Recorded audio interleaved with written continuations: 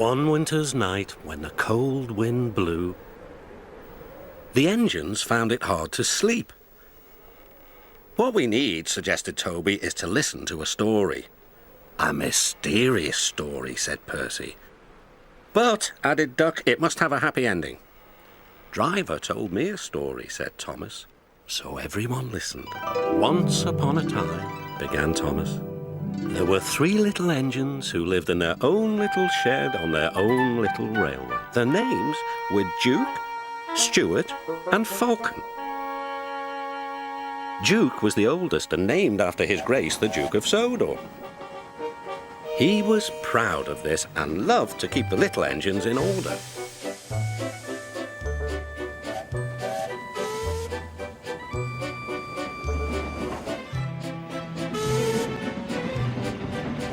Whenever they did anything that Duke thought wrong,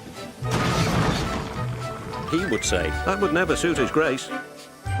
Other engines came and went, but Duke outlasted them all. Stuart and Falcon used to call him Granpuff.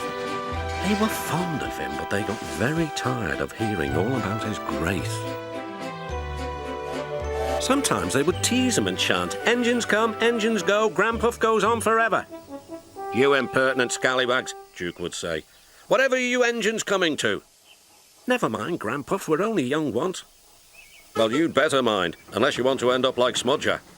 "Oh, Granpuff, whatever happened?" "Smudger," said Duke, "was a show-off. He rode roughly and often came off the rails.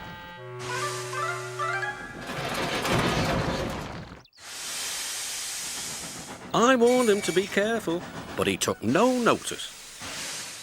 "Listen, Dookie, who worries about a few spills?" "We do here," I said, but Smudger just laughed. Until one day, manager said he was going to make him useful at last. Smudger stopped laughing then. "Why? What did he do?" "He turned him into a generator. He's still there behind our shed. He'll never move again."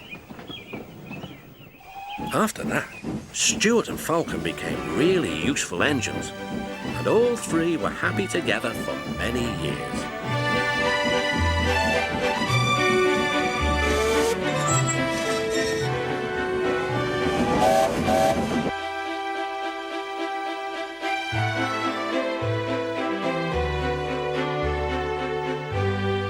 Then, hard times came. The mines in the hills closed. And the railway was closed too. People came to buy the engines. "We'll take Stuart and Falcon." No one wanted Duke. They thought him too old. "Cheer up, Granpuff," called Stuart. "We'll find you a nice railway, and then you can come and keep us in order." They tried to be brave and cheerful, but no one really thought their dreams would come true. Duke's driver and fireman oiled and greased him one last time. They sheeted him snugly and said goodbye. They had to go away and find work. Duke was alone. "Oh well," he sighed, "I'll go to sleep. It'll help pass the time."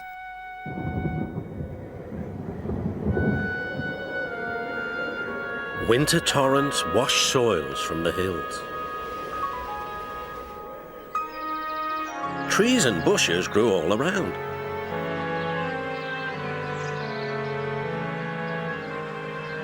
You wouldn't have known a shed was there, let alone a little engine asleep inside. "That's not a happy ending," exclaimed Percy. "Ah," murmured Thomas sleepily, "there will be. But that'll have to wait until next time."